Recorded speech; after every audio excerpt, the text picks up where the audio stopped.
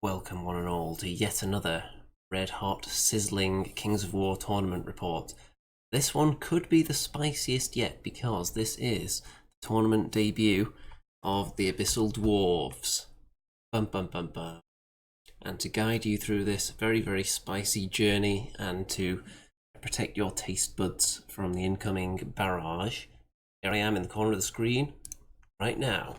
Hello there, I'm armed with my professionally printed out army list here, and I will be keeping an eye on the chat if anyone wants to drop any messages in there. So this is Last Chances, one of the last tournaments before Clash of Kings this year, and I decided to sign up for this about 3 days before it took place, and I didn't really have an Abyssal Dwarf army to test out, but I thought I could probably get a few models painted in that time, and so this guy is one of those models that was painted in just a short period of time and managed to somehow get together 2,000 points. And when I say 2,000 points, I actually mean about half of that is very expensive individuals. So not a list that I would recommend for tournament play because it's going to struggle severely in certain scenarios. However, I thought it'd be good to get a bit of an Abyssal Dwarf tournament test to get a feel for some of the units. And this guy you're looking at right now is the Greater Obsidian Golem or Infernock. In my list he will be Infernock. So that's 4 unique named legendary characters, 3 of them being individuals in this list. So drop some comments in there if you can actually see this, by the way, because I had a few issues with YouTube's brand new streaming system earlier. They've added a few more steps in there that weren't there before, and eaten a few attempts at a live stream so far, but I think it should be working now. So drop a comment in there to confirm if you can see this. Otherwise I'll probably give up after about 10 minutes. So there's that bad boy. Looking very tasty, and Stu is in the chat and says everything is looking good. Excellent. So it's actually working now. So you can see here, game 1, this is the raise scenario, and we're going to need the magic arrow. There we go. So this is going to be pointing at things quite happily during the course of this tournament report. I'll go through my army list as we look over my army in a moment, but first of all I'm going to give you the rundown on the way this tournament is scored. So it's very heavily skewed towards killing this tournament.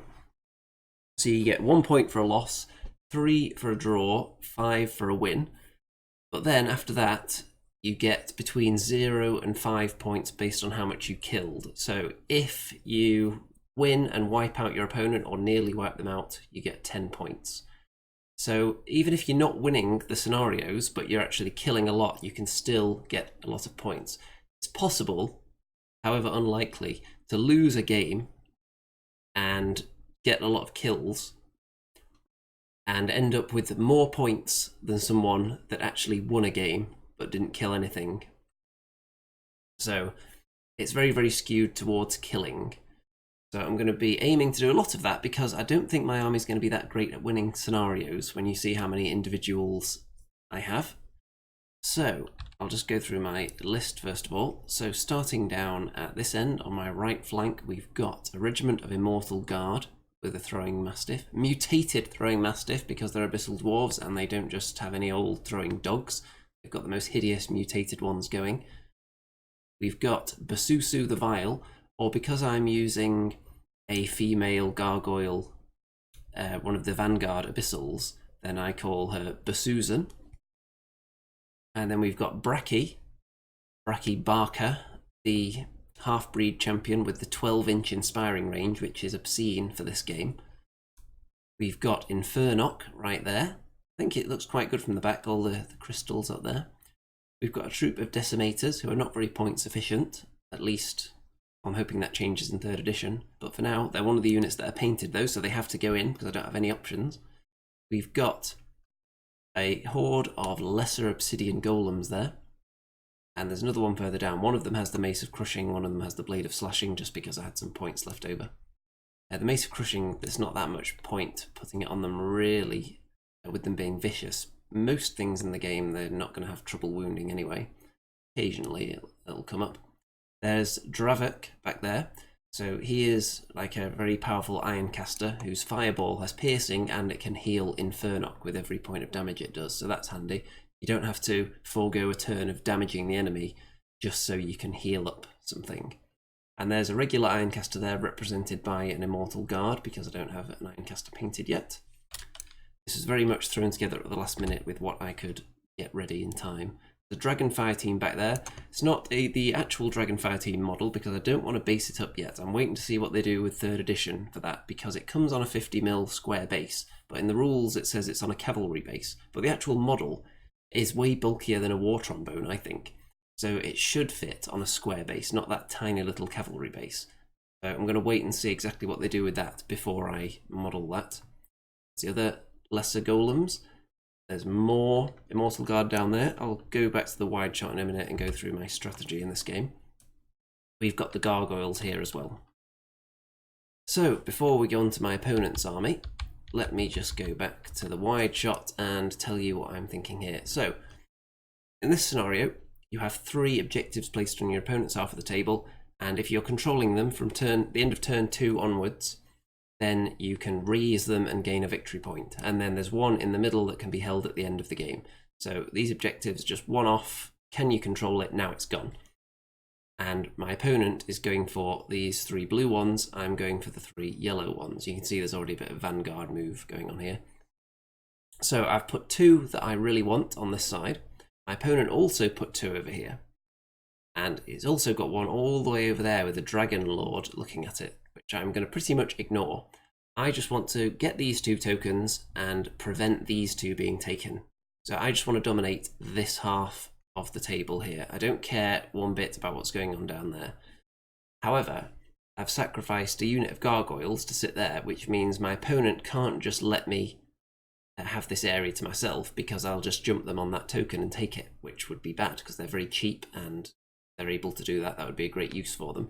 So my opponent is forced to put units there, and that means that I've got the advantage with the big wall of rocks I've got here, and all my entire front line of combat troops, all the golems, Infernock and the Immortal Guard are all unwaverable, and they've all got high defense. So very, very tough to crack through. And you can see that I'm against elves here, and we'll look at their army now. So there's a Kindred Dragon Lord. There are some spearmen. There are 2 Forest Shambler regiments there that have already started shambling their way forward. I think they could actually go further than this technically. I think even shambling units can go out the double with a Vanguard move. I'm not 100% on that. I don't really take any units like that. There are 2 regiments of Palace Guard which are stuck together so they kind of look like a horde, but they are actually separate regiments. There is a horde of Draken Riders. There's Madriga the Elf down there behind the Shamblers. There is a Standard Bearer here, and there is a Wizard there. There is a horde of Archers at the top there as well. Obviously very scary. Elven Archers, and there's a picture of my opponent's army list here as well. So you can see what upgrades there are. There's a Piercing Arrow on the Archers, not that big of a deal. And Dwarven Ale on the Draken Riders. And there's Madriga the Elf, who has a bit of a tasty shot, and also the ability to do a once per game attack that's a bit more juicy than the regular shots are dished out. So, turn 1. And I have gone first. I believe I won the roll-off and chose to go first, because I want to get in, right up there in my opponent's face. And you can see gargoyles are perched on the hill. So if my opponent doesn't close the distance or kill them, at the end of turn 2, they will just pounce immediately on that objective. And I've put them on the hill. Even though they can be shot, the only thing that's really going to shoot them is going to be the dragon, which would be able to shoot them even if they were behind the hill anyway. So they're on the hill, so they can threaten to maybe charge things as well, if anything wants to overcommit forwards perhaps. So they have to be dealt with, essentially, there. Over on this side, everything's gone up. You can see the golems have gone a bit further than everything else because they've been surged, each one separately, so there's a bit of a random element with their movement, and they are open to multi-charges, but I don't think there are any triple charges on offer. because of the size of this unit here at the back, only these 3 units will be able to charge in to the same 2 Forest Shamblers and the 1 Draken Rider Horde. So that unit being in the middle, that's the same width as one of these, if I am correct. So they wouldn't be able to do a triple charge on anything, which makes me quite confident they would be able to survive a double, because the Forest Shamblers are barely going to do anything to defend 6 golems that are dash 17. And I'm quite satisfied with the way that's looking. And then I'm set up to deal with whatever comes into the middle there. I've got Infernock to come round, and I've got all my little shooting attacks here, the fireballs from the Ironcasters, and I've got the Decimators and the Dragonfire team ready there as well. I really want to control this central portion of the table here, because that's where most of the juicy objectives are. And over here, I've got Bracky, who's got in range to charge the archers, and Susan is sitting on the hill, ready to charge them as well. And the Immortal Guard are just chilling around here. They're going to be going for that objective. But I want my 2 heroes to charge into the archers, and then if they kill them, great, but they're not likely to do it in 1 round. And they can disrupt them though, and then 1 or both of the heroes can just turn around on the spot and then charge any units that I need help with that are in here as well. And I think the enemy will have trouble dealing with them. So there's all my golems. And there's how it's looking. Not much else. The mortar obviously didn't hit anything. Yeah, did I even mention that I have a mortar, by the way? I don't think it's actually featured in the pictures so far. You can't really see it, but it's down here somewhere. It's actually an obsidian golem with a bit of smoke coming out of his belly, representing the projectile. So turn 1 for the elves, and they go for the charge, but of course they couldn't do the triple, so they go for a single and a double. They've got the Draken Riders and the Forest Shamblers into this unit, and Forest Shamblers on their own into that unit. So I'm confident that both of these will survive. There's how that area is looking. The elven individuals are just running around spreading the inspiring and the ability to shoot around the place. And all the shooting from over here, well, the dragon's definitely going to target the gargoyles. This dragon, I am not actually concerned about it at all, because my opponent has left this objective all the way out there. And I'm thinking, that dragon was deployed there, so I think that dragon actually wants to get that objective, which means the dragon's going to be virtually out the game and not a flank threat to anybody until at least probably the way I've deployed, maybe even turn 4 before it even thinks about getting into combat. So I'm really happy about the positioning of the dragon there. There is some damage done to the gargoyles, so they'll probably die, but they had to be dealt with. And of course that unit of tall spears, I think they're called, have moved up, so I wouldn't be able to jump on that objective and claim it. And the wizard puts a wound on Bracky. The archers target Bracky as well, get him up to 6, and he's wavered now. He's not going to be able to help out, but I've still got Basusu to go for the archers, which is just fine and dandy, and the gargoyles are toast from the dragon's breath attack.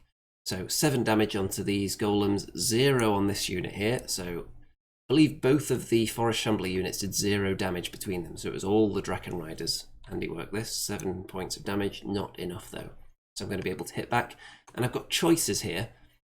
So I can either charge this unit into the Forest Shamblers, charge this one and Infernock a double charge into this unit to guarantee they'll be killed. If I charge these ones back in here, I don't think I'd be able to do a double charge on these guys, because even if they went in first, I don't think they'd slide down enough for the big boy down there to actually fit in on the side of them there. So what I'm actually going to do is this unit is going to charge in there. I think they're going to charge into them, charge into the Draken Riders to stop them flying, if nothing else.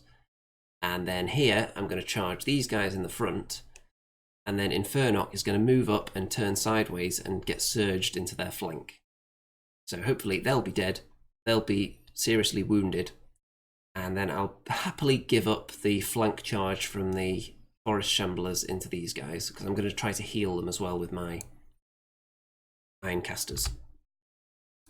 So there's how that is looking. Basusan is ready to strike into those archers because they didn't move out of range, which is a key point, because they didn't want to get further -1 on their shooting since they're already targeting an individual. Turn 2, so my Immortal Guard, I don't know if you could see here, but these Immortal Guard have got a flank charge on those Shamblers as well. So I did have something attacking them, Although I'm fully aware that doing this leaves me open to a hindered rear charge from the tall spears there, which I am okay with because I think I can do quite a bit of damage in the flank with these Immortal Guard here. And on the off chance that I kill them, it would prevent any chance of a flank into the Obsidian Golems. So I go for it, but they only do 4 damage. In the middle, these guys do 6 damage. These guys do 7 damage, but I can't get rid of any of them. And look at Infernock. So I got him within 2 inches for his surge, but I only rolled 1 success. And I'd already used the other caster to heal one of the units. So, terrible. Infernock stuck in no man's land, but at least nobody's in his flank right now. But surge fail big time. Basusan goes into the archers, 6 damage dealt. And although I will be looking at the comments, I can see them out the corner of my eye. If anyone else drops in over the course of this and has any, if you spot any mistakes, that's an important one, obviously. That's the #1 thing people comment on these videos. That unit shouldn't have been able to charge in turn 4. It's the usual kind of comment you get down there. I try to spot most things as the video goes on, but there are occasionally going to be things that I don't pick up on. So there's how the central area is looking. I'm thinking, you can see I healed this unit back to only 3 wounds on them, so they could survive another round. And this unit will definitely survive the round.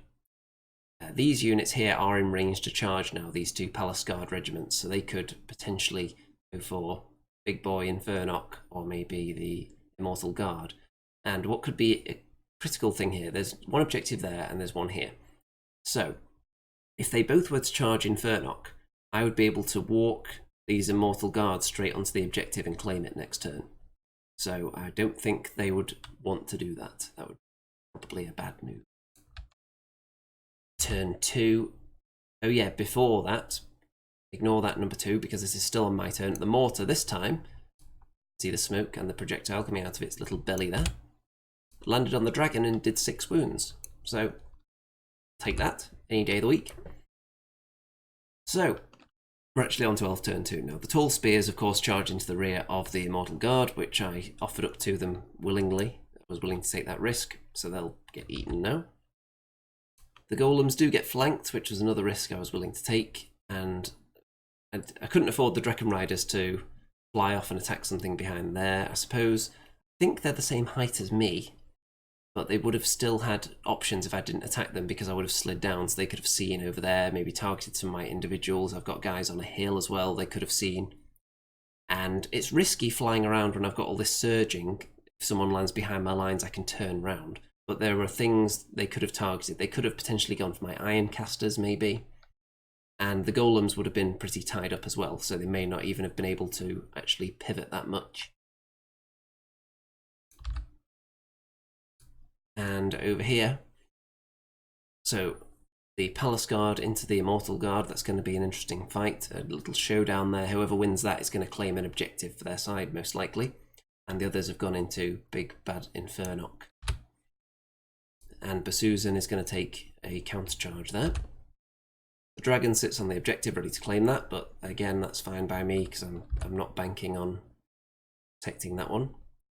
Madriga the Elf put some damage onto Bracky. You'll notice that Bracky regenerated all of his wounds in the previous turn, I think, or all but 1 maybe. So he takes a bit more damage. And Basusan takes 3 damage there. Wayne is in the chat now. Good to know that it's still working with YouTube's brand new live streaming system, which hopefully will work fine in the long run, but it's had a few teething issues for me anyway. So you can see the damage that's been plinked away here, just 4 onto the Immortal Guard, 3 on Infernock, 3 on there. And this unit does get killed with 12 damage though, so that's not great. But these are already damaged though, so I will be able to start killing things soon hopefully, and they've just pivoted at the end there. So with that pivot, what I'm going to do next is block them in with the Dragonfire team, and then I'm going to just shoot everything I've got. I've got 2 lots of Fireball, and these guys on the hill, they're all going to target the Draken Riders, try and eat them. What I do wanted to look at for next turn was the possibility of charging Dreki into them, but Infernok is actually blocking his line of sight. I tried all different ways of turning him round so he could see past him, but it wasn't going to work unless Infernok just decided to move out the way instead of fighting, which seemed like a terrible idea just for the sake of getting him into them. So I decided to just shoot them instead. The Immortal Guard here are dead, as expected. There's the overview. So, I've lost some units, but the enemy units are damaged, and I'm about to strike back with furious Abyssal Dwarf-like spicy vengeance. You can see this token has been claimed now, so that's 1 victory point for my opponent. Turn 3 for the Abyssal Dwarfs. So the showdown continues here. My Immortal Guard countercharge the Palace Guard, and Basuzin abandons the fight against the archers to come and help, because I think this is critical to the game, because the token I want right there. I can't afford this war of attrition to possibly go against me. I need this unit to survive. So even with Basuzin's help, they don't actually do that much damage. Bit of a poor roll there, Susan. Bracky helps out Infernok, charging into this Palace Guard unit and wavers them. Plenty of damage, but not a very good nerve roll, just a waver. The Forest Shamblers are killed there by these golems, and the other ones are boxed in there by the Dragonfire team, who then have a shot at them as well. And you'll notice that the Draken Riders are dead. That's as a result of the Fireball here, the Decimators on the hill. They are toast. So it's looking a bit healthier now. We've got a boxed in unit there. They're too far away to affect the game at the moment. The archers can shoot again, unfortunately. The Palace Guard, one's wavered, so that's good. The other one can fight again, and hopefully they won't be able to kill off the Immortal Guard this turn, because if they do, I'll need to send Infernok over here to try and claim that. I don't think these Decimators would make it there in time, because there's difficult terrain in the way, and they can only move 4 inches. So I don't think they'd actually make it onto that objective by the end, so I would have to sacrifice Infernok to go and get that, and I'd rather not do that. Turn 3. So the Elven individual shooting battery here. I put some damage onto Basuzin, but not enough to waver. The Palace Guard get the Immortal Guard up to 8 wounds, but not enough to kill them. And over here, the Dragonfire team gets eaten, but it did its job, boxing them in for a turn. So they couldn't get to anything important. It's only a 50-point model. And what I'm going to do to counter them now is move the Ironcaster out of the way, turn these guys around on the spot, and then surge them into the flank. And that'll leave me in difficult terrain as well, in case anyone wants to charge them, for example. Those guys, and there's a dragon who will be coming in soon as well. So, turn 4 for the Abyssal Dwarfs, and that's exactly what I do. Go in there, into the flank with Surge, and kill off those pesky Forest Shamblers. And Infernok manages to eat his dinner. He finishes off that Palace Guard unit that were already heavily wounded and wavered previously. So he eats them, and he's making his way towards the second objective. The Immortal Guard have an assist from Bracky, who abandons that fight to come over to this one, which was more pressing, and they kill the Palace Guard and overrun, and they actually get to within 3 of this objective, and they can claim it because of that.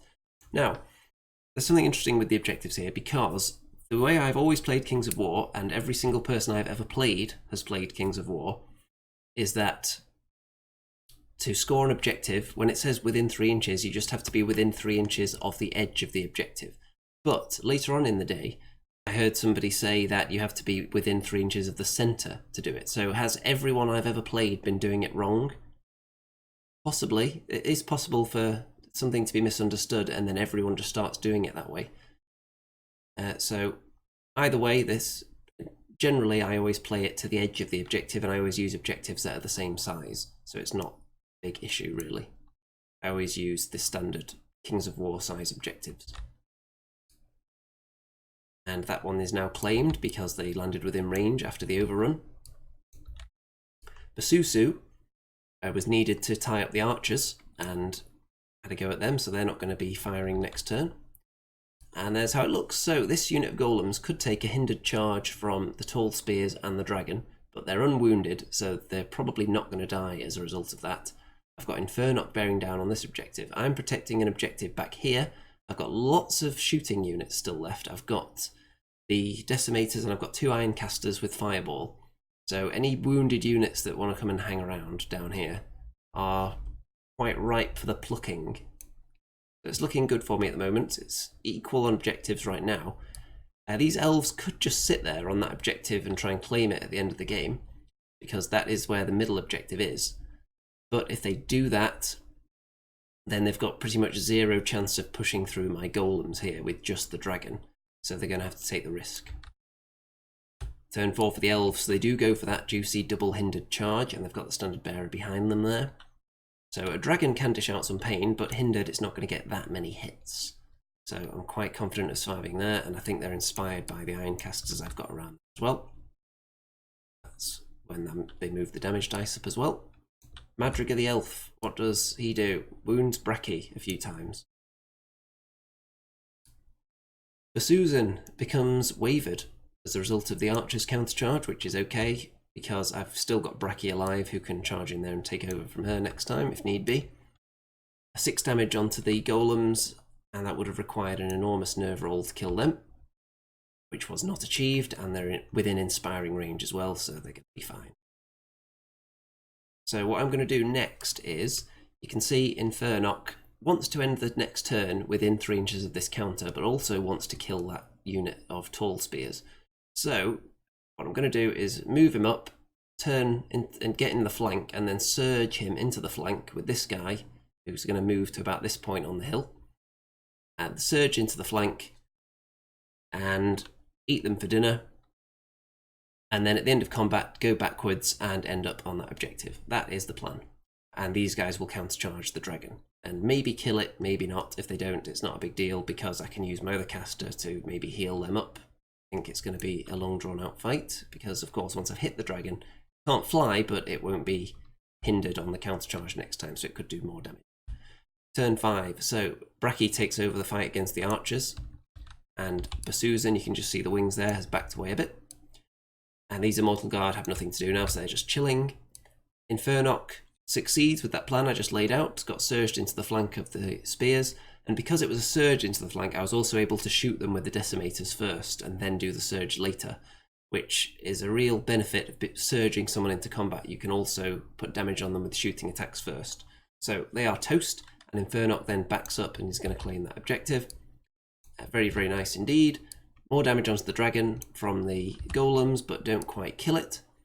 And there's how the battlefield is looking right now. I claimed another token, so I'm on 2 now, my opponent's still on 1, and turn 5 for the elves. So the heroes, what are they doing? Well, they're wavering Basusan with their shooting, which isn't going to affect the game really, but you've got to try and kill the expensive things. In this tournament in particular, when killing is rewarded so highly, you've got to go for it, haven't you? And Bracky took a bit of damage there from the archers on the counter charge. The golems take some more damage on the counter from the dragon, but not enough. There's how we're looking now. So next turn I want to get the middle objective with Infernock. I can turn him and move him that way and then surge him further along to get him to within range. I would expect the golems to kill the dragon next turn because it's already on 11 wounds. And I'd hope that Bracky can finish off the archers next time. Turn 6. So Infernock, the plan succeeds, lands right on the objective pretty much, so that's going to be claimed at the end of the game for an extra point. Wayne wanted to know what colour socks I was wearing. Are you wanting to know what colour socks I'm wearing now or at the tournament? Because at the tournament, I'm pretty sure I was wearing orange socks, but you couldn't see them because I was wearing full-length orange trousers rather than shorts, because it's been a bit colder lately. I think I'm wearing orange socks today as well. That is my most common sock colour. You can see the dragon is killed by the golems. Nice. Bracky finishes off the archer horde, so there's pretty much nothing left for the elves. There's only a few individuals. There's Madrigal the elf, and a wizard and a standard bearer, and that's it. So they're not going to have much of a turn 6. They can just try and shoot a few things, but they don't really accomplish anything, so I've got quite a lot left, some really expensive things left as well, and I dished out some pain. The mortar, who barely made it into any of the pitches, because I don't think it hit that often in this game. It may have landed one on the spear horde before Infernock was surged into the flank, but it didn't land constantly. Otherwise I would have been taking pictures of it. So it was just chilling there at the back. So that is a win for me, and we move on to round 2. And I can tell you also that in that round I actually achieved maximum points. So I nearly, I didn't quite nearly table my opponent, but in order to get maximum points, you have to kill 1,600 out of 2,000, and I was able to do that with just those 3 individuals left. So very tasty start, maximum points, and very good indeed. But of course, whenever you win, you're going to be facing something juicy in the next round. If you win big, it's going to be someone else that won big, probably. This is a 10-person tournament, by the way, which means that on the official Kings of War rankings, even if I win this event, it doesn't give me any extra points in the rankings because I've already got 4 events that would give me more points than winning this one. Because there was the one I actually won, which was worth a lot, and then there were several where I just placed high and there were more players than this, which makes them worth more points. So this tournament isn't worth any points to me, it's just good for practice and trying to get podium places and keep up that podium rate, as they say. So we're on to game 2, and this is push. This is a scenario I'm pleased with, but it would depend which army I was up against as well. But this particular one, I think push suits me. I think it's very beneficial to my army, this. I'm against ogres, and these are green Shrek ogres that came all the way over from Australia. You may have seen them in the thumbnail. Very, very nice converted army. Probably the most fun army that was there, and one of the 2 or 3 nicest looking ones as well, in general. So, let's go through it. So you can see the middle push token there, which starts in the centre. So that's where Infernock's looking at. Over on my left flank, I've got the mortar, which is staying out of range of ogre shooters, and also with the ability to see some of them. And I've got my gargoyles and Basuzan over here. And you can see there are some shooters in the forest there. They can actually see down here, but I'm taking a gamble that I'm going to get the first turn and fly up out of their shooting arc. So if I don't get first turn, the gargoyles will immediately die, probably. But either way, it's all good. Down here we've got the first unit of Immortal Guard, we've got the wall of rocks with the 2 iron casters, that one's Dravik, and the breath weapons behind them as well. It's a good place to hide, especially from ogre shooting, they would just look at a target like decimators and think, ogre shooters, right, let's have that for dinner, and there's 120 points gone. So they don't want to be eaten. And the other Immortal Guard are down here, miles away from anyone. It's almost as if I'm going to put the push tokens on them. Almost. There's no ogre shooters on this side, so why not? So here's my opponent's army, starting with, as I look at it, the right flank, so my opponent's left. We've got Grokkagamok with his big hammer, who's basically just Shrek. We've got these ogre warriors, we've got these siege breakers. We've got a boomer sergeant. We've got a warlock with Blizzard there, with the big rolling pin type weapon. Down here, we've got 3 shooter hordes. 1, 2, 3. And there are 2 characters here. One of them, I think this one might be a captain, and this one is another warlock. And I feel like it has drain life. I seem to remember that being in there somewhere. So I've got a few close-ups of the army because obviously it's pretty cool. I mean, look at some of the heads on here, and look at, they've all got converted ears. I think every single model has. So they're all very Shrek-like. I mean, look at that guy. Very tasty. And this is where the tokens go. So it was D3 tokens per side, and we rolled 2. So I've got 2 of them straight on the Immortal Guard here on the flank. And my opponent has put them on shooter hordes, which says to me that he's not going to be advancing very much and wants to just shoot me off the table. Because with it being push, you would think you would put tokens on units that actually want to move. So that suggests a different approach. So, turn 1. And the Immortal Guard push up. They've got just enough room to get past that forest without touching it. So they're not going to get stuck in there. Everyone else moves up. The golems, again with their inconsistent advance due to the surge, because I want to get them up there a bit faster. I just think the Infernock Greater Obsidian Golem model just looks really cool. And I like the orange crystals on him as well. So the one issue with surging is that you can move your golems out of inspiring range. So you can mitigate that if you have Bracky near them. But where is Bracky? I got him. I don't remember where he is at the moment. He'll be in there somewhere. I can't spot him right now. Oh, there he is. He's right on the edge of the woods. So yeah, his 12-inch inspiring range is really good because if you surge out of inspiring, then you've still got him around as well with his really long range inspiring. So it's something to be aware of. You think, oh, I can get all that extra surge distance and just push them miles up the table. But oh no, now they're out of inspiring and one lucky roll and they're toast. So it's not quite as likely to happen with a big defense 6 unit like that. But so there's how we're looking here. The mortar, what's it going to do in turn 1? Well, dead shooter horde.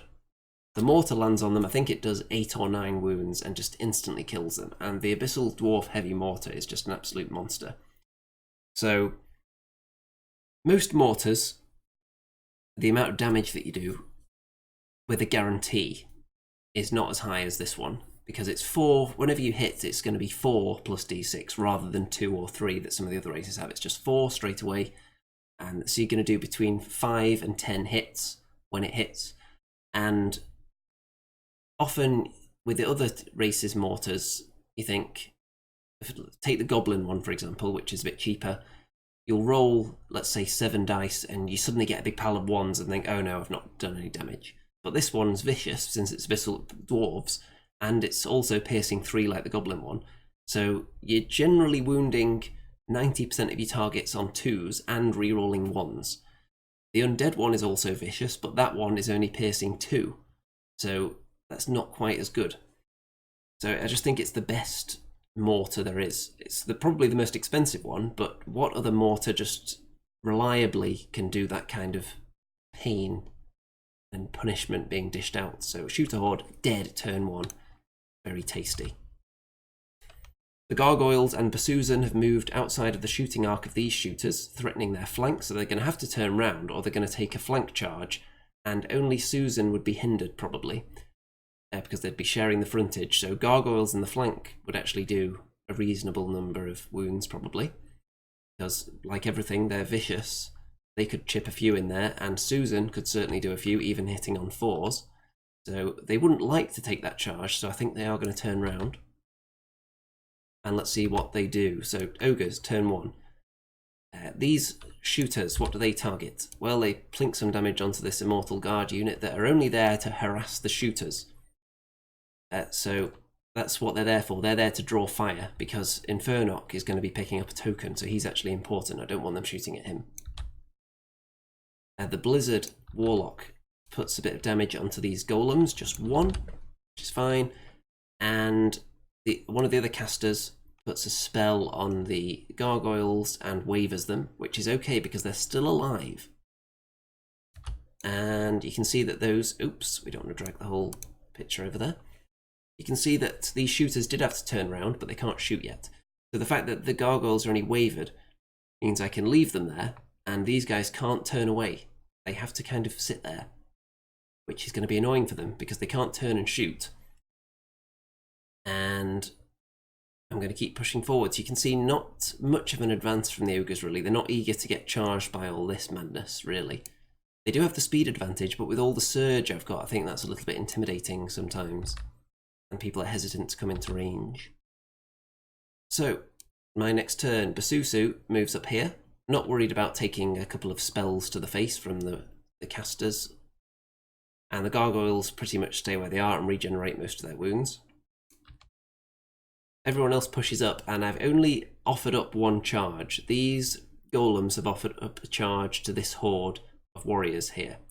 So if he wants to make a one-on-one charge here, that's going to be absolutely fine by me, because that unit would get absolutely crunched then. And that would be more than acceptable. So it's fine. If you're going to allow a charge, it's just going to be 1 unit at a time.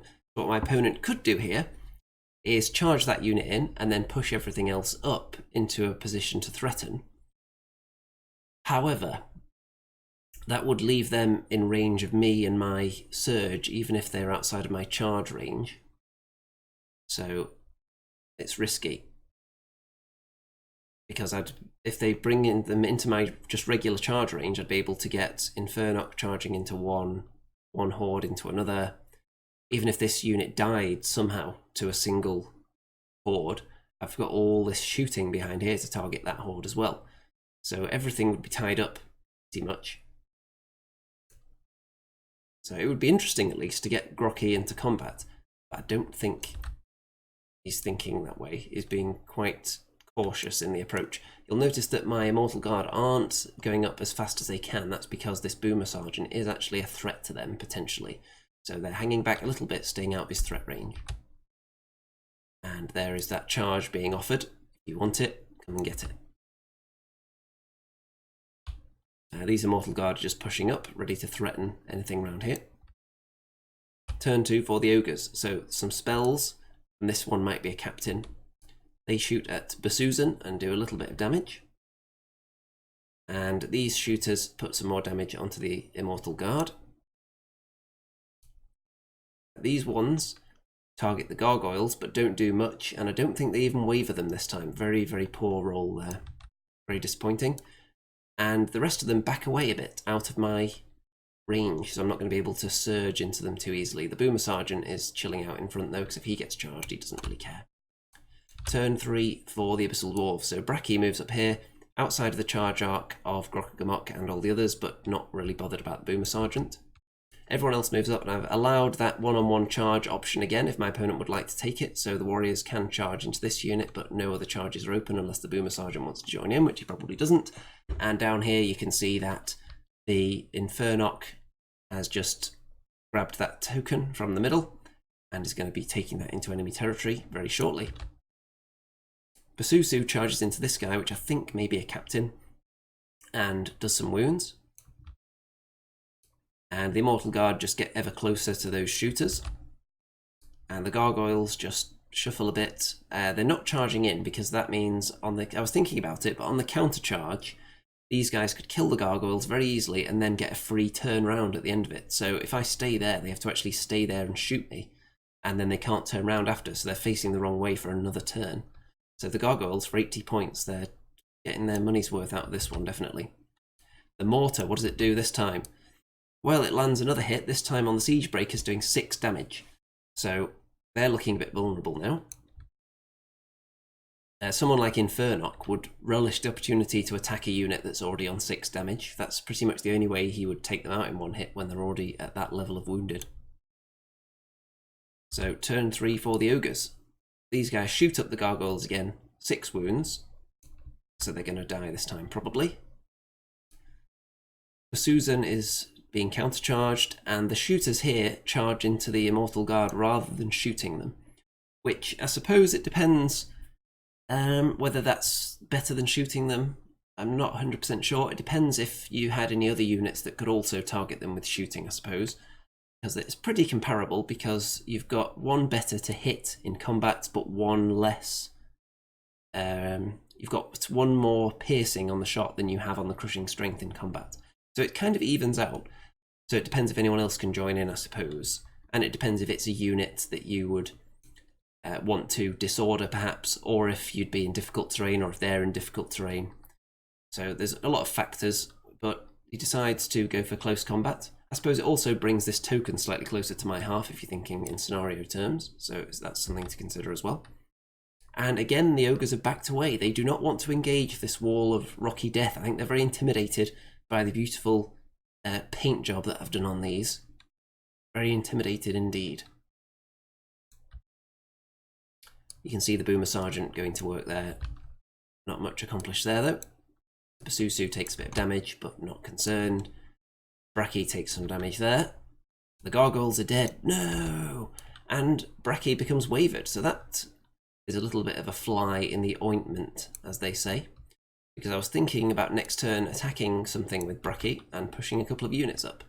But alas, oh, there's the damage that was done to Basusu. The other damage was from the previous round.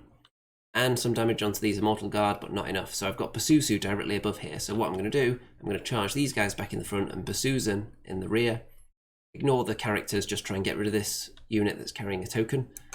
And you can see there, Basusu just going to have some fun. And everyone else is going to keep edging slowly forward towards the enemy, because if the battle just ends up being fought here, I'm going to win, because that's where all the tokens will be. And I've got 2 of them right over there on the flank, miles away from the enemy. Turn 4 for me, so Susan in the rear and the Immortal Guard in the front kills off the Shooter Horde. They are dead. The other Shooter Horde there are currently facing the wrong way, so I'm not even worried about them at the moment. They had to stay that way to kill the gargoyles. Now I've pushed units up now, and I think I may have actually gone in range of multiple units at this stage. So, pushing up a little bit, got all this behind ready as backup. I'm not sure if I went full all the way up. I may have just left one charge open again. The mortar, what does it do this time? Well, it lands on the siege breakers again and finishes them off. So the mortar has been brilliant so far. Just killed 2 units on its own. Very, very tasty. And Bracky couldn't do anything because he was wavered. And I think I've left myself open to a charge from the warrior unit on either of these, but are they really going to take it without Grocky? Or are they going to have to back away and keep getting mortared again? It's a tricky situation they're in now, because I think if they were going to be aggressive, they wanted to do it earlier while they still had units alive, but it's getting difficult now with the way this mortar's been firing. And the Immortal Guard have moved up past halfway now, so they've got the tokens, so they're quite happy there. And it's really an encirclement going on. There is this unit here outside of the encirclement, but they're facing the wrong way, so they're useless for another turn. Turn 4 for the ogres, so they'll turn round, so they're back in the game. This guy charges back into Susan. And the ogres back away again, but they're perfectly aligned now. The Boomer Sergeant just moved back and then got into position to continue shooting Bracky, who is, I think he's regenerated some of his wounds as well. So Susan takes some damage there. And these guys take some shooting damage from the caster there. There's Bracky's wounds. Basuso is dead.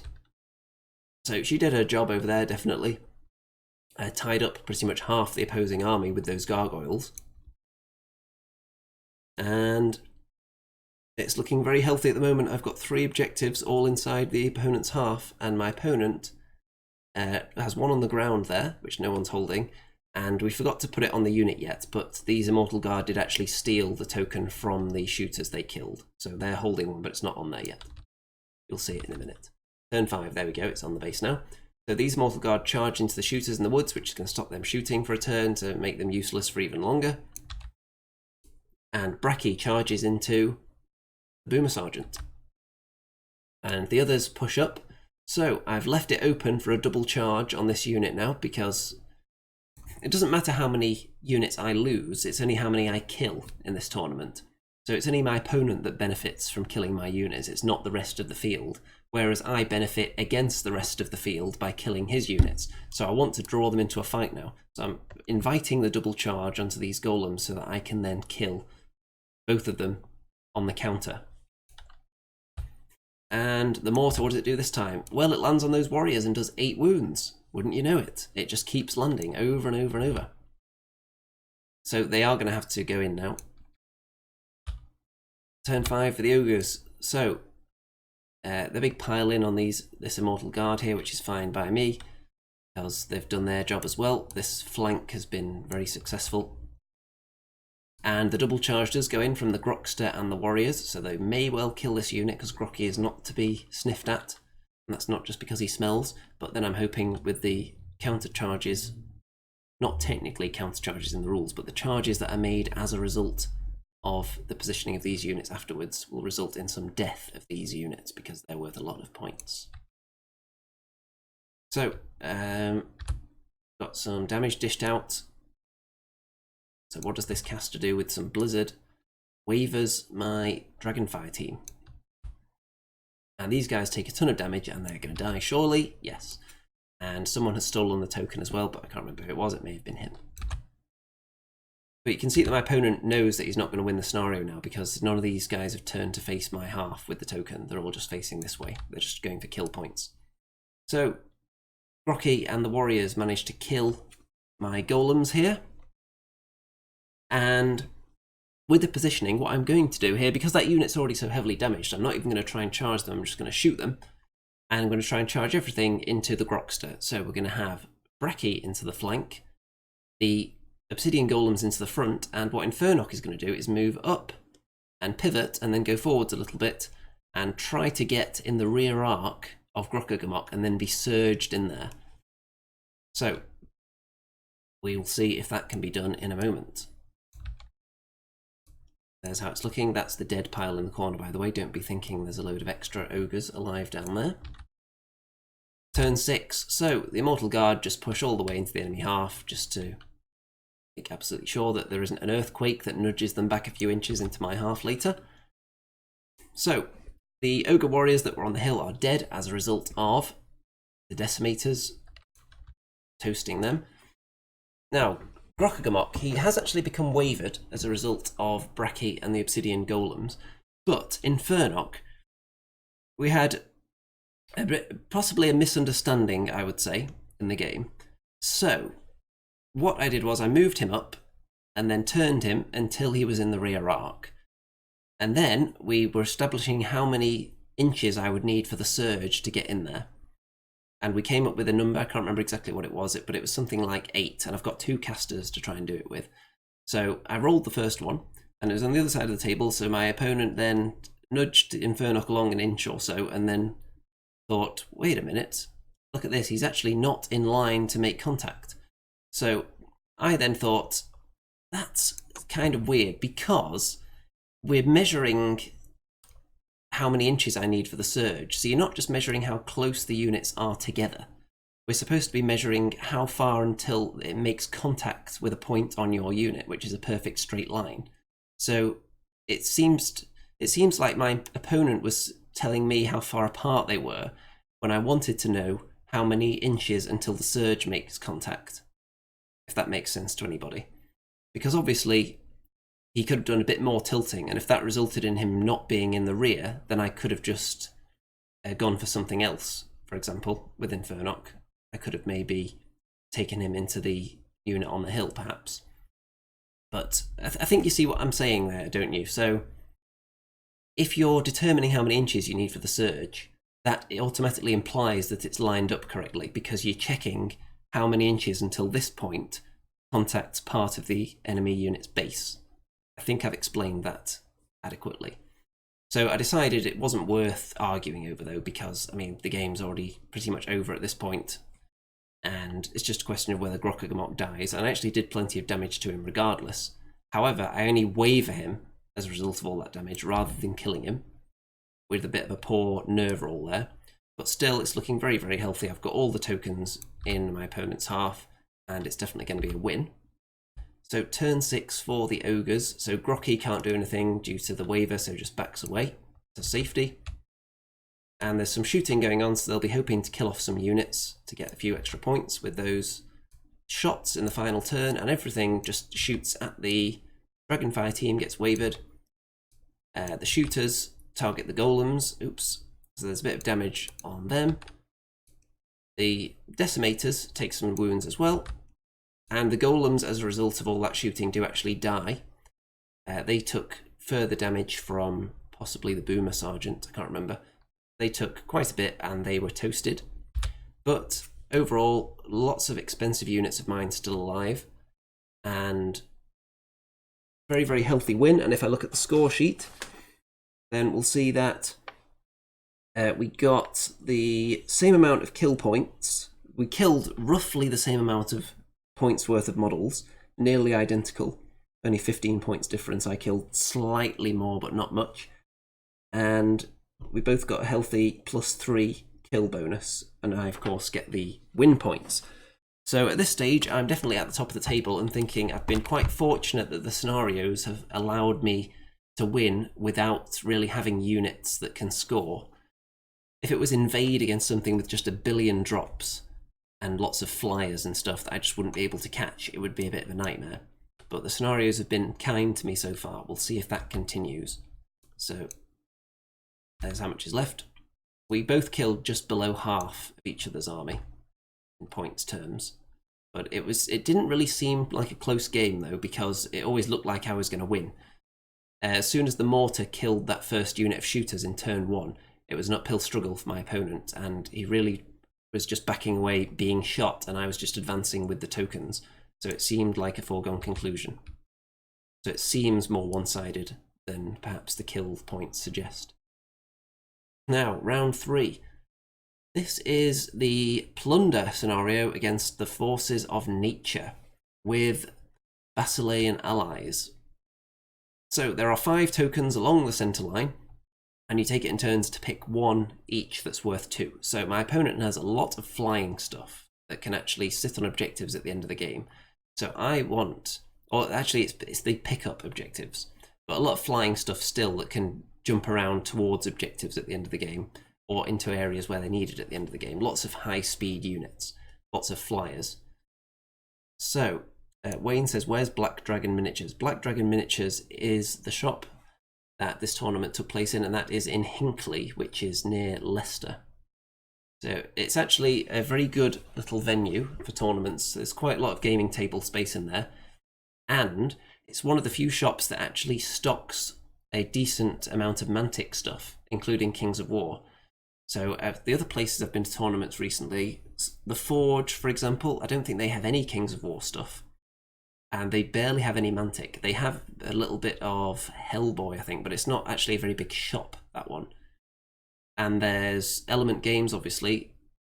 I think they used to have more Kings of War stuff than they do now. They only seem to have a few select things from Kings of War now at Element. A little bit of a disappointing range that they have as well. So Black Dragon, it's a good place for picking up a few Kings of War related items while you're at a Kings of War event, I would say. So now I want the 2 valuable tokens to be next to each other because my army is very slow and I don't want to have to cover the whole table because my opponent's army is very fast. So when you roll off to see who picks which one's worth 2 rather than 1, then I want my opponent to win the roll off, so they have to pick first. So he picks one of these and then I'm just going to pick the other one, the one next to it. So the 2 tokens that are more valuable are right next to each other, which is very good news for me because it means it's less of an area that I have to try and dominate. So if I can just control this third of the table, then that should be enough to win the game. So my opponent's army, there are some allied Elohai, there are some Talon Riders, which are shooty, monstrous flying cavalry. There is a winged Pegasus, or a winged unicorn, I think it's called. There is a Salamander Horde. There are some Earth Elementals, so defense 6, pretty tough to shift. There are 2 Beasts of Nature either side there, which are the same model as Jeff the Chimera. And then there is another winged unicorn and another Salamander Horde. So there's a lot of high speed stuff, but there's also some slow, plodding, tough things in there as well. So it's a decently balanced force. Over on this flank, I've got Infernok, Braki, Basusu, Dravek, and 1 unit of Golems. And this side of the difficult, or impassable, big blocking terrain, I've got the other Golems, Ironcaster, Dragonfire Team, and the Decimators. And over on this flank, where I'm not too concerned, I put the mortar there early I put it there to counter the flying enemy units that were put down there. And really, if I could just pick up tokens over here, that would be great. So I put the mortar there thinking maybe my opponent actually won't deploy anything over here if I put the mortar here. That would be fun. I could just then walk up and pick up objectives freely. But no, there are some things over here. The gargoyles are there, and the 2 regiments of Immortal Guard. So Immortal Guard are a good unit for kind of blocking an area because they're dash 17, defense 5, so they're not actually easy to kill. Most hard-hitting, reasonably hard-hitting units, you're thinking things like Elohai or Trolls or anything like that, the amount of attacks they have, it's very difficult actually for them to kill Immortal Guard in 1 round. Very difficult to guarantee that you'll kill them. So I think they're a good one for countering enemy flyers like that. If you can encourage them to charge you in the front, then it's not a charge they'd be that eager to make, I think. It's right on the limit of what they think they can kill, and I think it just falls on the side of they'll probably survive most of the time. There is obviously a scale of unit power regarding who would actually be more likely to kill them than others, but I think in general, the averagely hard-hitting units struggle to take them out in one go. And the gargoyles are in there just to be a nuisance, to counter the enemy flyers, because the two heavy-hitting flyers are both over on the right as I look at it. So there's the cheap objectives, there are the expensive ones. Turn 1. So my opponent chooses to go first and jumps the Beast of Nature straight up onto the 2-point objectives, so probably going to start moving backwards with them. Because my army is very slow, I may not be able to catch them. And everything else just pushes up a little bit as fast as it can go, with the unicorns, winged unicorns behind. The flyers move up as well into a threatening position. So the Alohi are here, and those are the the Talon Riders. So they're both in a spot where my mortar could shoot them, so I'm going to have a choice of which one to target next turn. And as you look at it here, this unit can actually charge the mortar, I think. Or that's what we determined later anyway. So I've got a choice of which one to shoot. Do I go for the Alohi, who can't be wavered, and they've got pretty decent nerve, or do I go for the Talon Riders, who I can waver? So I'm definitely going to shoot them, because on average, the mortar probably isn't going to kill one of the units in one hit. It's probably going to waver those if it hits, though. So I'll probably go for them and just let this unit come and hit something. So the Beasts of Nature have picked up the tokens. Hello, Dicey Guy. Just spotted you there in the chat. And they've actually fired into the gargoyles, 3 damage on them. And the lightning bolts, there's quite a bit of lightning bolt action from the unicorns. They put some damage onto Brekkie, because he's really the only threat at the moment, because he's so fast compared to everything else I've got down here. And a little bit of damage onto the golems from something that didn't have any other viable targets. And there we go for that turn, heading into my turn now. So Brekkie charges the Beast of Nature, thinking, why not? He's tough enough so that if something wants to charge him afterwards, he doesn't really care about that. He'll probably just eat the charge from a horde. However, one thing was possibly a mistake. This golem unit here, I surged them up, and I probably surged them too much. I had too many successes, surged them too far up, so they're right up to him now. So possibly I don't want them that close to him, because if someone were to kill him and overrun, they would be straight into the golems. So I could have surged Infernock instead. But there's other things to consider as well. There are lots of flyers around here with different arcs of sight. So you've got to be careful with the flanks of everything. So Brekkie doesn't kill it, but he does a bit of damage. And over here, everyone else has just moved up. The gargoyles have moved out of range of any of the flyers. And these guys have made sure they're presenting their front to the Alohi. So the mortar, what do you think it does? Because they seem to be missing a unit of Talon Riders there. What could have happened here? Oh yes, the mortar, a big steaming crater where there used to be a horde of Talon Riders. So another unit dead in turn 1. The mortar is on fire at the moment. Obviously that's not going to last forever, but enjoy the streak while it's hot. However, the mortar can be charged now by the Alohi, which would have suggested maybe shoot at them, but I didn't think I was going to do enough to actually harm them at all. I thought I had much more chance of doing something and might as well have a go.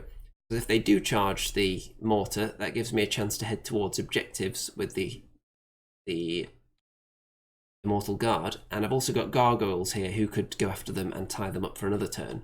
So we'll see.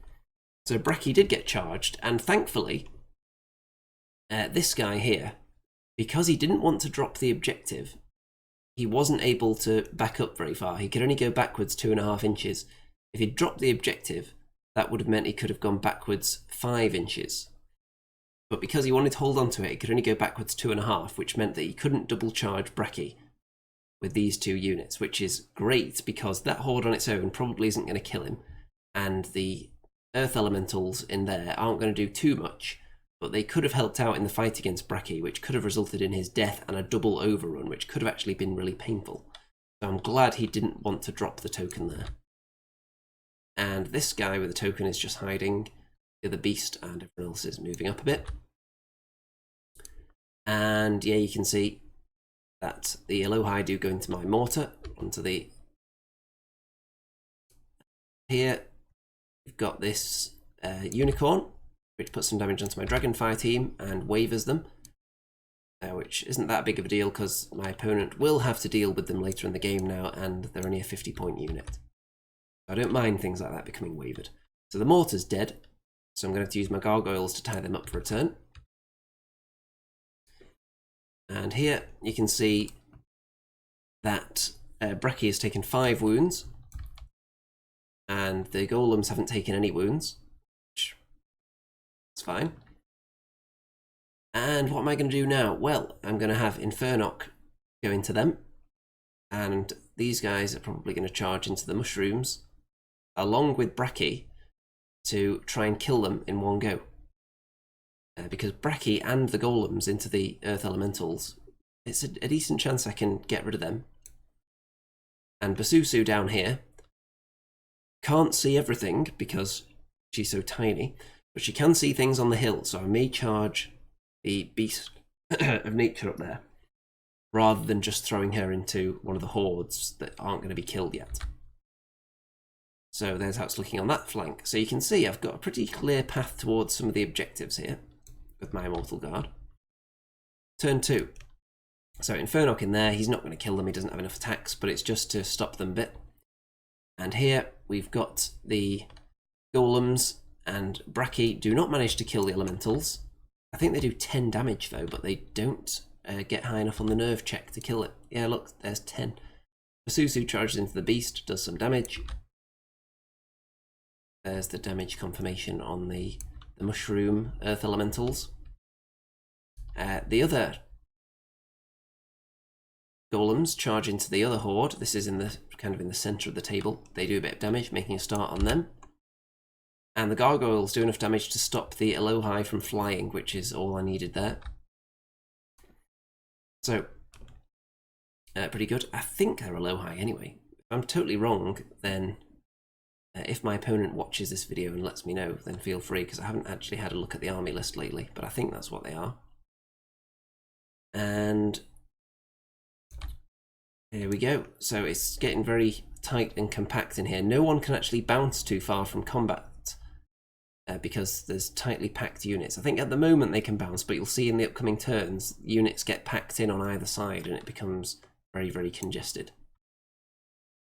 Turn 3 for the Forces of Nature. So the Beast of Nature that was carrying the token has gone away to fight my Dragonfire team down here somewhere, and the Unicorn has come in and picked up the token, is then going to try and lightning bolt someone, I think. So the Dragonfire team under attack. And the Beast on this side and the Elementals have gone into my Golems. The Horde have gone into... I think they've countercharged... Oh, it's just a charge through Bracky. They're hoping to overrun him into Infernock. And the Gargoyles are going to get killed now, but I've slowed them down for a turn, so that's acceptable. So you can see what's going on down here. This Unicorn has moved right up to the back of them, so they're not going to be able to bounce anymore. And Bracky is actually dead as a result of that charge, so they do a lot better on him this time. A really good roll, and they actually kill him. So they do overrun into Infernock. However, my opponent actually forgets to do the attacks against Infernock.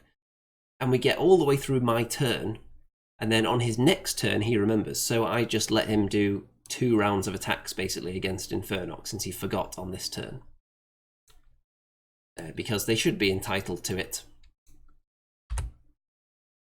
And they've picked up a token as well that was dropped around here somewhere. And here, 6 damage done with that charge, but not too much. And 6 damage done over here as well. Again, both those are going to be fine. And Jeff the Chimera, also known as the Beast of Nature, has killed the Dragonfire team. So he's a threat to the rear of all my units now, so I need to turn around and shoot him. And the Alohi have killed the Gargoyles, so they're not a threat next turn because I can get everyone out of their range or arc next turn, but after that they will start to be a threat. So Yeah, you can see everyone can get out their range. These guys can get out the arc. Turn 3 for the Abyssal Dwarfs. So the Immortal Guard working their way towards objectives. These guys aren't going to take much part in the game. They're just going to go around scooping up objectives unless my opponent wants to come towards me to put a stop to that shenanigan. The other Immortal Guard double up with the golems in the middle to charge into that horde of salamanders. Put quite a bit of damage on them, but cannot remove them, unfortunately. How much damage is that? Is that 9 and 6? Is that 15 damage, it looks like there? So can't quite remove them yet. The Decimators do a good job though. They put damage onto the Beast of Nature and waver it, so it's not going to be charging anyone next turn. And Basusu charges the Unicorn and wavers that as well. So that'll do for now. The Lesser Obsidian Golems countercharge the Beast of Nature, thinking that's going to be an easier thing to kill right now. But 10 damage, but can't kill it, so that's a bit ridiculous. Infernock does some damage. You'll notice he hasn't taken any damage yet because he just takes 2 rounds of attacks next turn, since my opponent forgot to do it. He's good. Does 8 damage to them, or gets them up to 8 damage, but they're going to be healed faster than he can wound them at this rate because he's on his own. But I'm hoping to chew through these units here and get some assistance in there for him. And I've also got Basusu up there as well, who can come in and help at some point. So it's looking okay at this stage. Turn 4. So the Alohi have got into a position where they can actually threaten now, so I'll have to turn around and shoot them. And there's the Beast of Nature, which won't be wavered anymore as well unless I shoot that as well. So I've got 2 things to worry about now, but I'll be hoping to kill that horde next turn anyway, so I can turn these units round. The Beast of Nature disappears, and the mushrooms come in on the attack instead. Because it was so heavily wounded, it's just backing away now, because it's still useful as an objective grabber. So you might as well try and keep it alive, rather than letting it be countercharged. And here, Infernock takes a little bit more damage, but they're not really chewing through him with any kind of speed. But look at this. The Salamander Horde there actually kill off the Obsidian Golem Horde. They did 6 damage by the looks of it this turn, and they must have just rolled 7 twice to get rid of them. So, fair on them. They succeeded. So there's Infernock's damage after the second round of attacks have gone in for the round to make up for last turn. These golems have taken some damage, but not much. I think they may be on the same amount from last time actually, or maybe they were healed and then wounded back up to that point again. So at this stage, what I'm going to do, because this unit, this horde of salamanders up here is being healed faster than I can damage it, I'm going to go all in and try and kill it in one fell swoop. So Infernock will go in the front, he'd slide down to make space for these guys to go in, and because of the size of their unit, they can pivot and charge into the front of the unit there, because they are in the front. And Basusu can join in as well. I can't remember if I do that this turn though, so I'll wait for the pictures to confirm whether it's this turn or next. Turn 4 for me. Okay, so it was this turn. Right, let's just go back and look at this picture here. So, this unit, because of the size, dimensions, the ratio of the facings, are able, with a 1-inch gap, to pivot and charge directly sideways, pretty much. And the amount of space afforded to them by Infernock sliding down when he charges in means that they have enough room to pivot and charge in and make contact with the unit before they touch Infernock. But it seems to be every tournament when I try and do this, it's usually with trolls actually, but every time there's at least one game where somebody either needs it explaining to them or has never encountered this before, which I find really shocking that it hasn't saturated the community at this point, this many years into the edition of the game. There are certain unit dimensions that just mean you have space to turn on the spot. You don't have to be completely square to do it. As long as it's a charge, because if it's just a regular move, you wouldn't be able to do it because you can't go within an inch of an enemy unit. But on the charge, you can go within an inch. So you're free to turn around on the spot as long as your dimensions allow it. You keep the center point in the same space, you can physically fit and go sideways. There are certain units that can do it. Large infantry, like this, like trolls can do it. Cavalry units, I think, can do it as well. But I think because it seems to be every tournament I have to go over how it works with at least one person. So would be really handy if someone could put together like a spreadsheet of unit sizes or unit types with 1 inch of space. Can this unit turn sideways and charge outwards or charge sideways at something? Yes or no with its size with 1 inch. Because I think that would just solve an awful lot if they would just put out an official or even an unofficial, if someone just took the time and went through and did it. Maybe I'll just do it at some point, because it does get annoying having to explain it on the clock at every tournament to sometimes multiple people. Okay, so that's what I did there. And they both went in, and Basusu came down off the hill into the flank because there was a little space in there as well. So all those attacks combined did manage to kill them, because I'd needed them dead. I've stolen their 2-point objective with Infernoc, and now I'm staring down at the meat of the enemy. So the Immortal Guard here as well killed off the horde of salamanders in the middle, and they've turned round to face the Elohai in case they get charged, which they probably will, but they've had to turn their back on this unit here, which is acceptable for now. And I can never really tell which way some of these are facing without looking, but I'm assuming it's facing this way. And yeah, onward we go. So these guys pick up a token as well. These are the ones that went all the way out to the far end of the table, so they're going to come back in and try and pick up another objective soon. Turn 5. So Elohai charge into the Immortal Guard. The Mushroom Earth Elementals charge into the Obsidian Golems. The Beast of Nature charges into the rear of the Decimators. They had to turn around to try and shoot the Elohai down, but they didn't succeed. The Unicorn into the rear of the Immortal Guard. This Unicorn is just going to stay where it is with an objective and do some shooting. This Beast of Nature charges Basusu. And here, you can see the Decimators only become wavered as a result of that, because the Beast of Nature doesn't have that many attacks. And look at this. So 13 damage onto the Immortal Guard from this double charge. Needed a roll of a 4 to kill them, but it was a juicy double 1. So I'll take that. And that more than makes up for the salamanders here being able to kill the obsidian golems. On to turn 5 for me. So I've killed the beast that was down here. And what I should have done though is overrun these guys further up, because there's going to be a slight issue with them in a minute, which I'll get to. So I've also countercharged the Elohai to try and kill them. I've got them up to 8 damage, I think. I think 99% they're Elohai, but I could be totally wrong on this. If there's another entry in the book that's not Elohai and is something else, then let me know. My opponent watches this. And these guys are looking towards that objective, which they really want.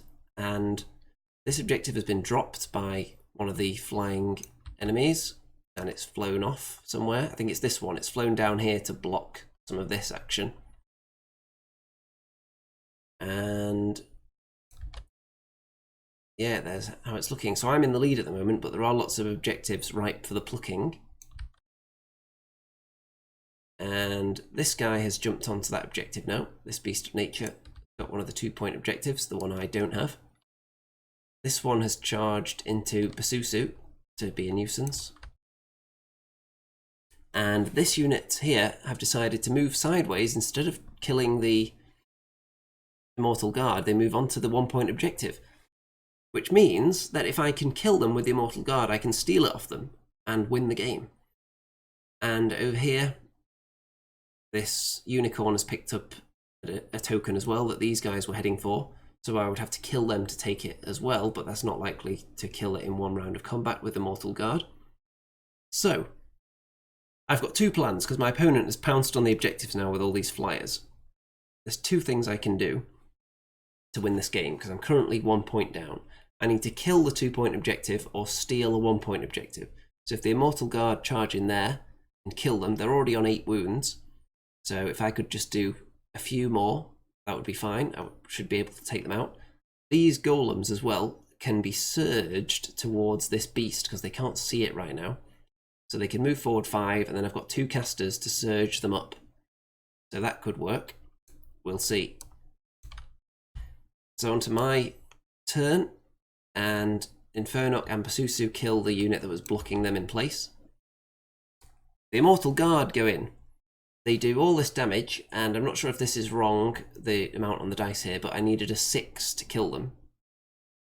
And couldn't do it. So I just needed to roll a 6 on 2 dice to win the game, and probably win the entire tournament as well, because I would have been so far ahead of everyone on kill points as well at that point. It would have been miraculous if I hadn't won the tournament from that position. So a tournament deciding dice roll goes against me there, but these guys were only alive because of a double 1 anyway, so can't complain too much about it. Although I would have been able to shoot this unit with something as well, and it's debatable whether it would have been better to do that, but of course trying to steal the token would have got me the win, whereas shooting them would have only got me a draw because I couldn't have taken it. This unit doesn't kill the unicorn, that was more of a backup plan anyway. And the Surge here, I've got 2 casters ready to Surge. We've got Dravak, who's elite with Surge 10, we've got the Ironcaster with Surge 8, and I needed to make about 10 inches on the Surge, and guess how many Dravak succeeded with elite? 1. He pushed them a mighty 1 inch, I'm pretty sure. So it wasn't even worth the time for this guy to even try and surge them. So the fact he was on the hill, he decided, you know what, I can't even succeed with the surge now, so I'm just going to have to try and fireball that unit off. And does a little bit of damage, but can't kill them, because if they'd dropped the 2-point objective, that would have given me the win as well. But alas, that's going to be a loss, because Infernoc's got 2 points. Jeff the Beast has got 2, so that's 2 each. These guys have got 1. That's got 1, and I've got 1. So it's a 3-2 victory point loss. So before we talk about that game, I should also tell you that I killed more than twice as many points of models as my opponent did, which means that even though I lost the game, the points that were distributed for the win and loss, my opponent got 7 overall for the game, and I got 5 for the game, because I just killed so much more stuff. So I'm really doing well on kill points, but who would have thought that a scenario where you need to carry tokens, and I don't have speed or units that can really do any of that stuff. I've got very, very few drops that can actually hold objectives. That's what let me down at the end there, because my opponent just had a much more suitable list for that kind of scenario, with the ability to just fly onto objectives that were sitting on the floor at the end. And I just had the really slow Immortal Guard trudging around. If we go back to, let's just have a look at, see if we've got a bit of a wide shot somewhere. These Immortal Guard here, if I'd started perhaps with them going for the objective that was here instead of that one up there, just this one, they would have been able to get back in the game, possibly to help out somewhere else, and I don't think my opponent would have been able to reach the objective all the way down here. So it's something that I could have done differently, something to think about. Also, I had different options with my combat priorities down here as well, things I could have done differently. But overall, I don't think I can complain too much, because I killed so much. It was just a matter of the scenario has to come first, and I don't think I have the units in this list to really pull off kind of a last-ditch pounce onto the tokens like my opponent did. So, on to round 4. And this is Pillage, which is the one scenario I really did not want, because I've got so few drops that can actually hold objectives. And it was D3 plus 4, and of course we rolled 3, so there's going to be 7 objectives on the table. I've only got 7 units to hold things, so immediately, as soon as I lose one of those units, there's an objective I can't contest. So it's going to be a struggle, and when I see my opponent's army list, which I have a copy of right here, as a matter of fact, and this is ogres, very shooty ogres, shall we say. Every single unit has some kind of projectile that I'm facing here. So we will go through where are the objectives? We've got 1, 2, 3, 4, 5, 6, and where is the 7th? I can't remember. I think the 7th might be down here somewhere. Maybe? I can't remember, but we've got a lot of objectives anyway. Oh, hold on. Let's see. 1, 2, 3, 4, 5, 6. Nope, still can't see it. Is it over there? I don't know. There may be a unit on top of it somewhere anyway. So, we've got Fleabag Sniffs. We've got Ogre Shooters. We've got a Whiz. We've got more Ogre Shooters. We've got a Bigot who has a bow. We've got a... I think this one is a Warlock with Blizzard. So, more shooty goodness. We've got a third shooter horde. We've got another Bigot. We've got a captain with a crossbow. We've got a fourth shooter horde. We've got a fifth shooter horde. We've got another Bigot with a bow. We've got more Sniffs. 5 Ogre shooter hordes. There is no combat units at all in this army. So if I can get to them, then I'm very confident. If I get gunned down on the way, if I lose units each turn to gunfire, then I'm not going to win. I think it's going to be as simple as that, because I've got to march towards them because all the objectives are out in the middle of the battlefield for the most part. So, Demolishia says those Forces of Nature bases are really nice. Yes, they are.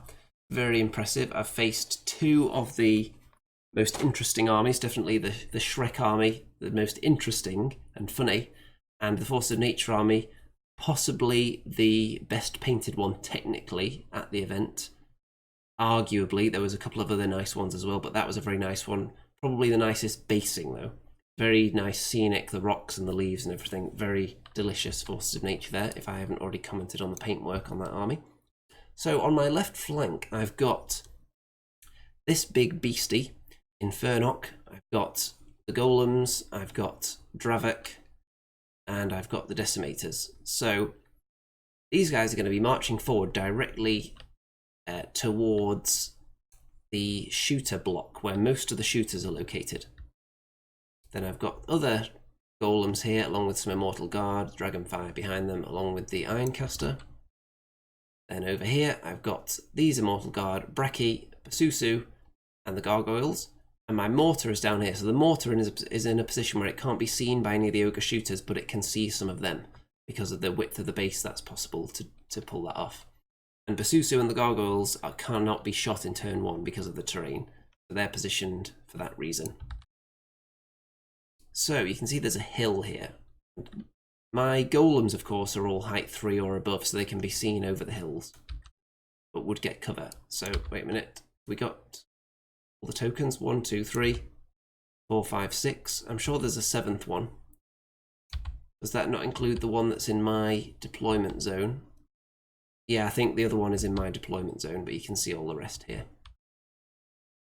Okay, so turn 1, and my opponent wins the roll-off but wants me to go first, which might be wise because turn 1 would have been somewhat wasted shooting because all my stuff would have at least had cover. However, letting me go first allows me to get further up the table, so maybe less turns of shooting overall. It's debatable what the right call was there. I've moved Breki up, trying to bring these guys down. Hopefully they will want to charge Breki and get closer to the action because I want to be fighting. I don't want to be chasing all the way back there. If I'm fighting here, that means I can possibly see things down there as well. Maybe not if they don't go on the hill, but they are going to have to move up if they want to shoot some of my units at some point. Susu has landed in the woods because she can just fly out of them, and if anyone wants to shoot her, they'll be taking a double negative now with the cover and the individual.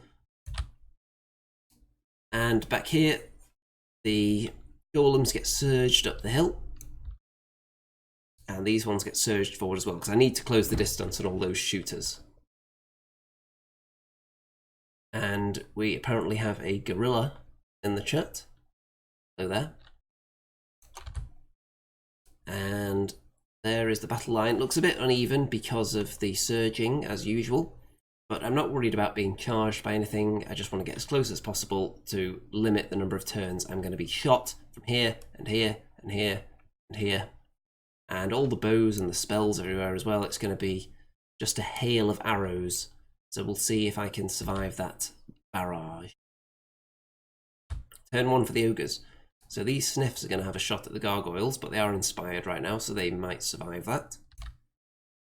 Over here, not much movement. A couple of things moving around. These guys have moved onto the hill so they can see something. Next turn. These have repositioned a bit. Lots of shooting is going to take place now.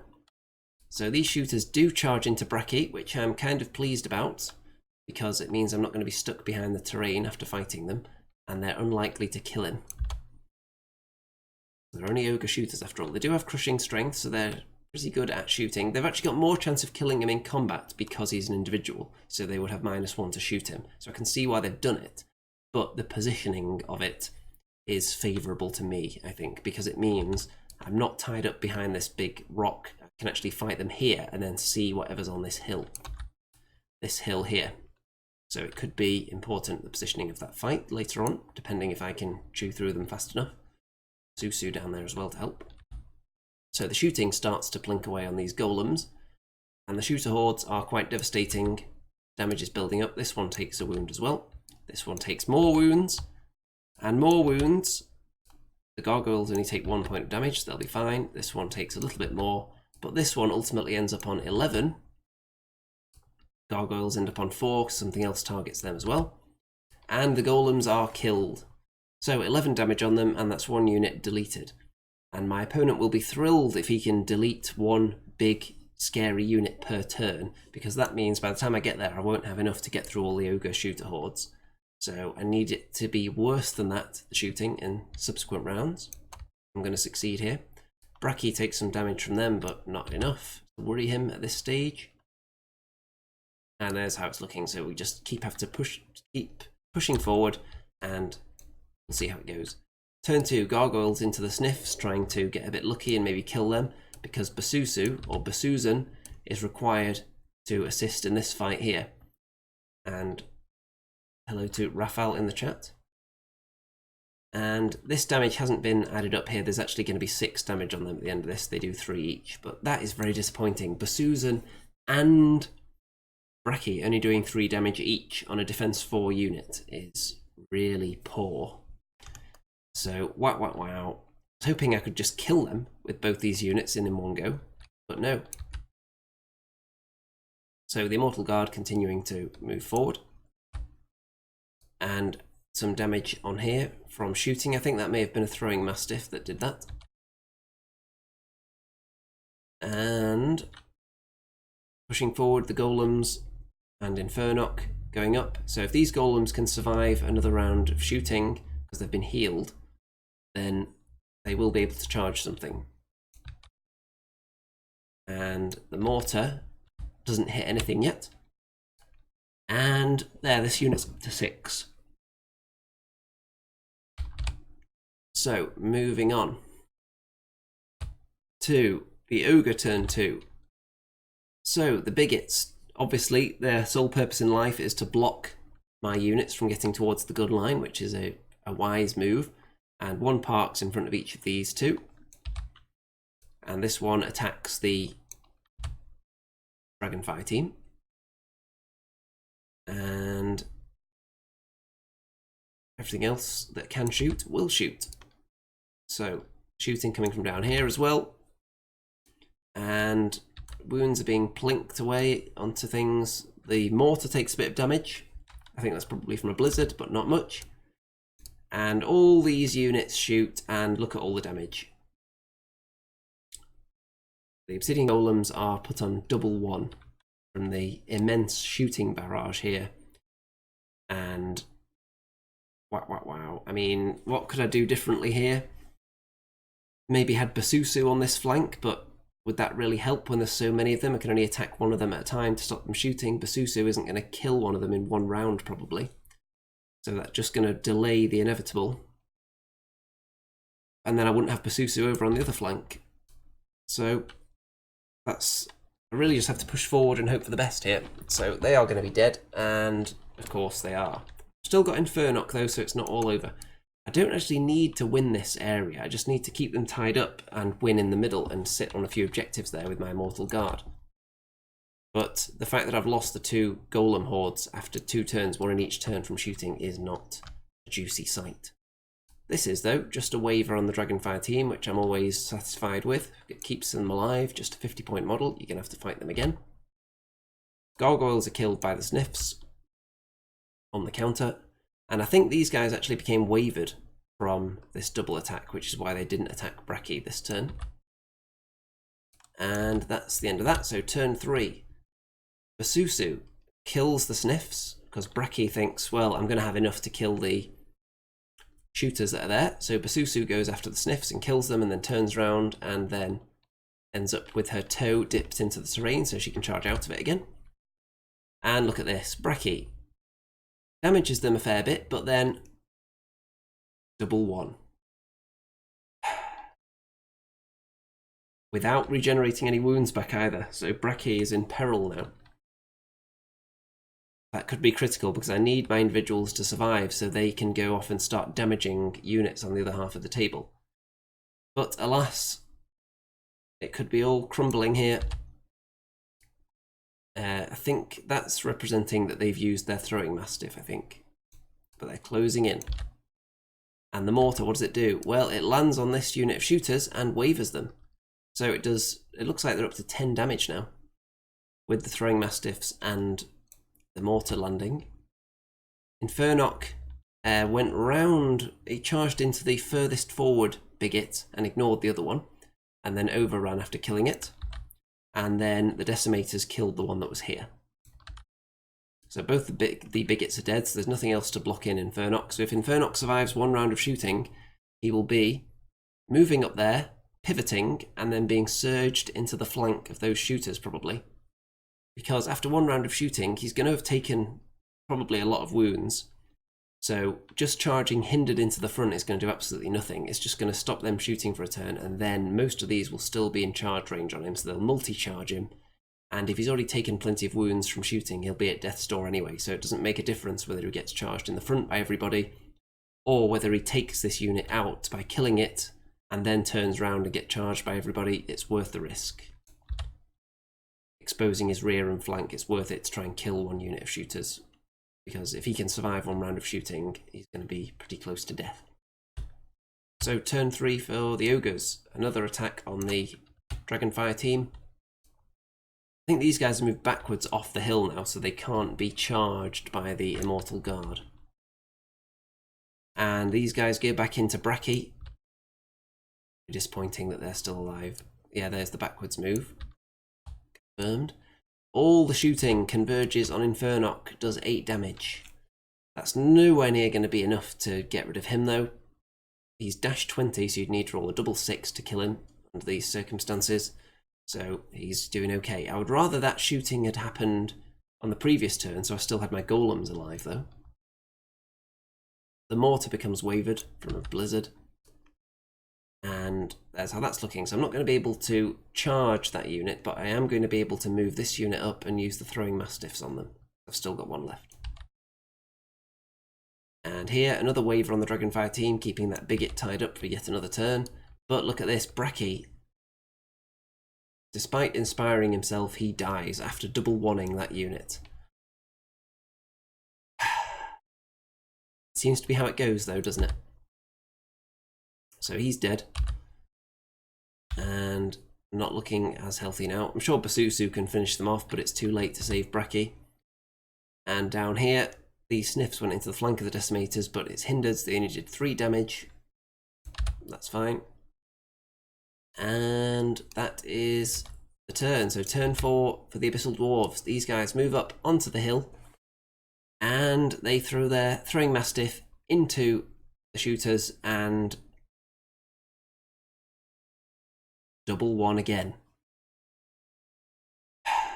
However, it doesn't even matter, because my opponent forgot to take the waver token off them at the end of the turn. So he just thought they were still wavered, and forgot to do anything with them next turn because of that.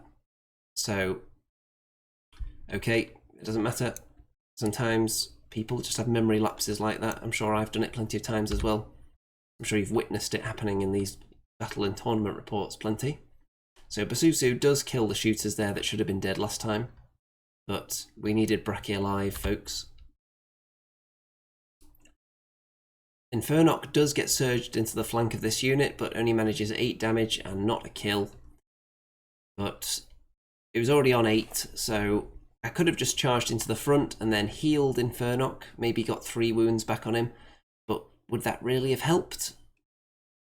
Being charged by all this lot still, I think they still would have been in range for a flank charge. They could have done a triple charge on him and then this guy would have just stayed out. So I think he probably still would have been just as likely to die to that as he is to this. So it was worth a go to try and get the flank and kill them. But it didn't work. I countercharged with the decimators, which I'm thinking, I was hoping to just get lucky and maybe waver these guys, but it's probably not that good a move because now they can charge back into me unhindered with the countercharge.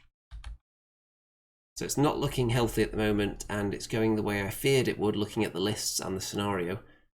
And the weaknesses in my list, or kind of lack of list, lack of an army, and having to make up the points with really expensive individuals is really biting me in one of the scenarios that I suspected it would, because I'm running out of units that can score.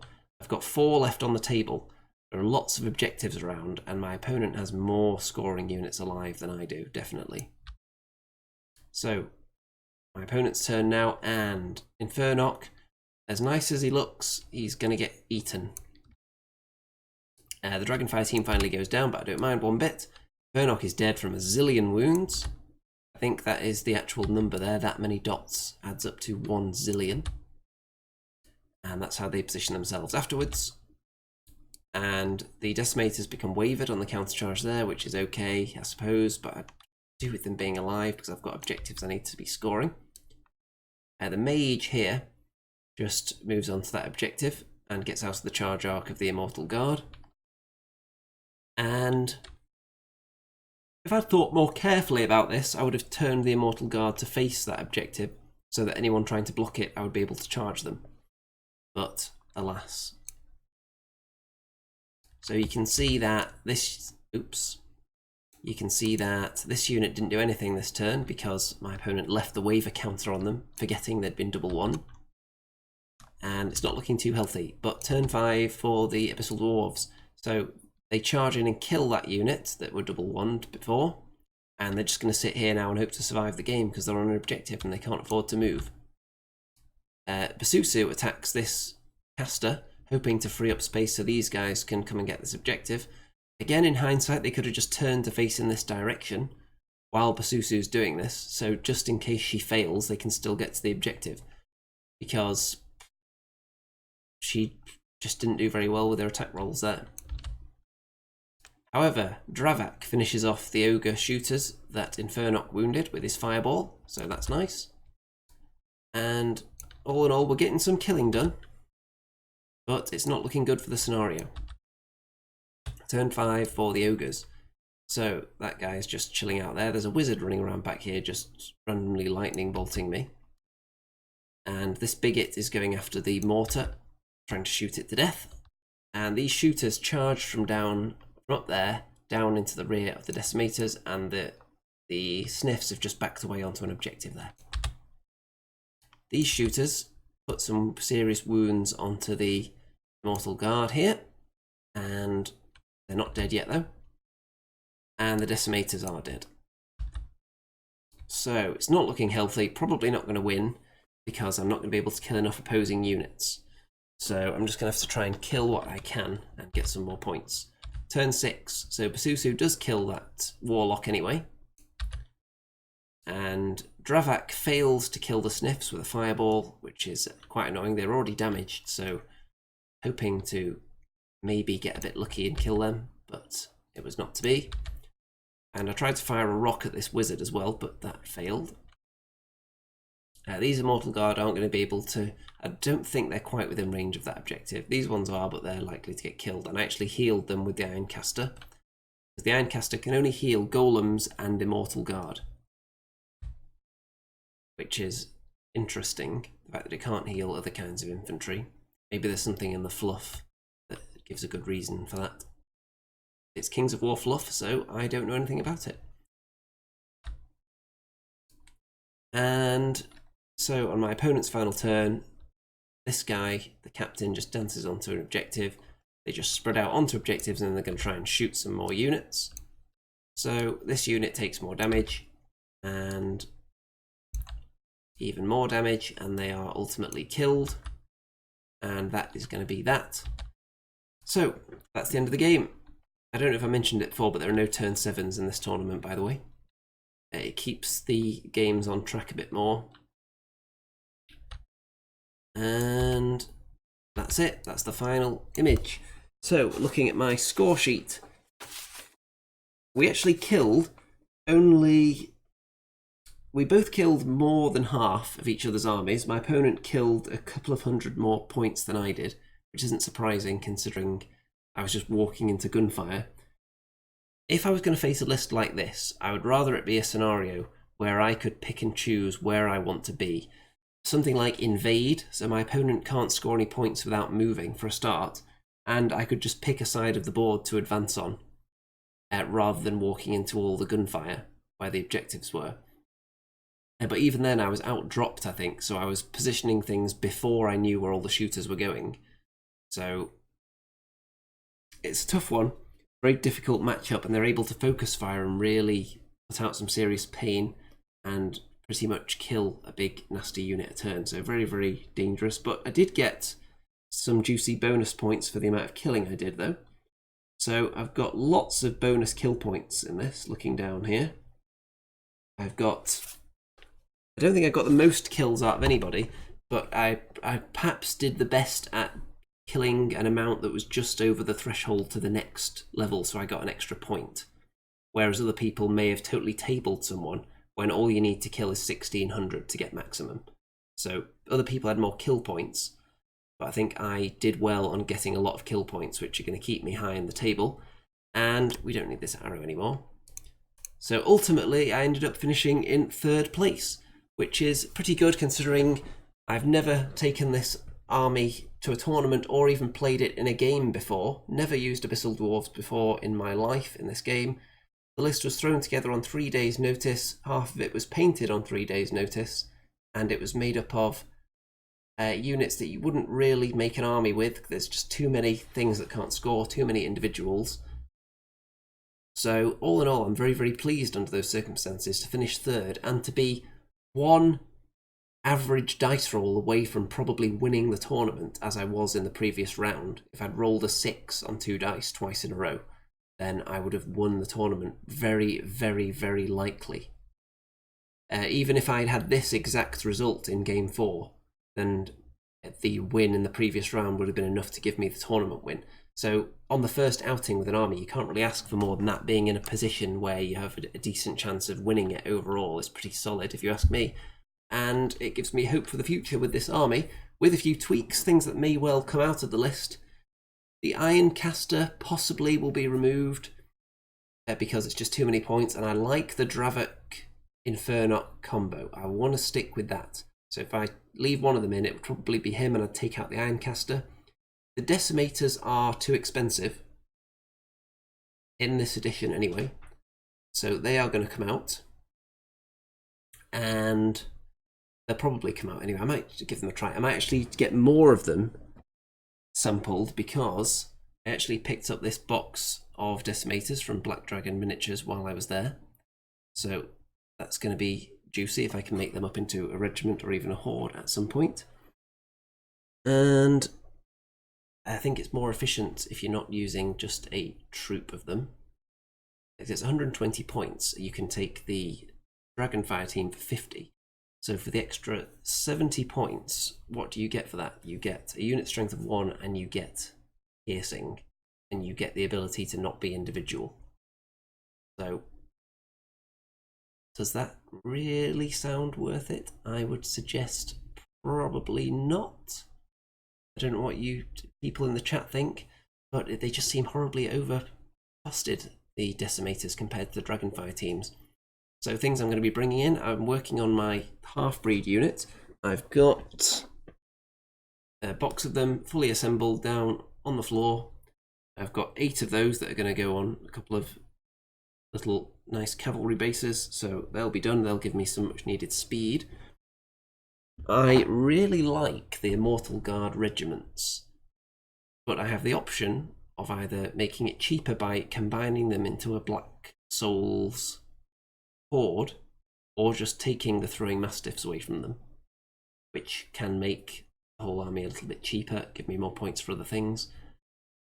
Whether I like the Brachy and Basusan combo as well. It's expensive, and they're both individuals who can't score anything. They can just kill things and inspire things and kick all kinds of butts. So it's a tough one. I like it, but I've got tough decisions to make to squeeze all I want into 2,000 points. The Mortar did a really good job in this tournament, particularly games 2 and 3. It killed multiple units on its own, especially game 2, obviously, where it killed 3 units, 2.5 at least.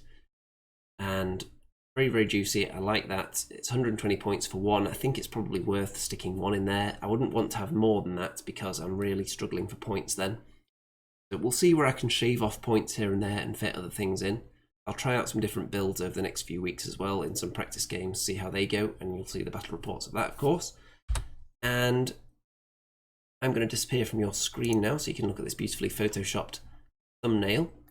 And I'll just give people a second if they want to leave any last minute comments, and then I'll start wrapping this up.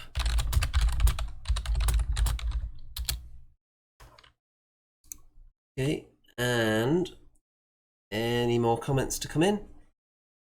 So don't forget to check out all the links in the description, of course. There's the Twitter and there's the Facebook group if you want to keep up with everything that I'm doing with painting wise and assembling and which games I'm looking into, and YouTube stuff.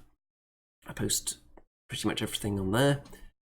And also, for anyone that might be that way inclined as to throw money at YouTube content creators, I've restructured the Patreon page because I was just doing endless amounts of free battle reports regardless, because they're just easy to do and I like doing battle reports a lot. And I find them very, very easy, not much effort required at all, no editing doing them in this new format. So I've restructured it so it's not for battle reports anymore. It's, if it reaches a certain threshold, it'll guarantee a certain number of monthly or weekly live shows, because they actually require me to do a little bit of research into what's new in the wargaming industry and community, what's the latest hot stuff, and I can talk about that. So if people are that way inclined to check that out, then feel free. I know there are people out there that like to do that kind of thing. And anything else? Any other quick updates while I'm here? Let's see. I did get the, unrelated to Kings of War, but I did get the Wasteman rulebook delivered to me the other day.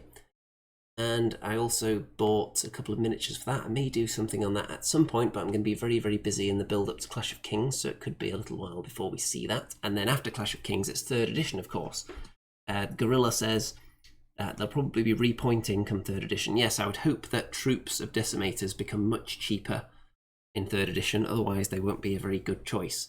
But I would like to, at some point, take just a big horde with breath attacks. I think it's breath 25 they have at the moment, so I think that would be great.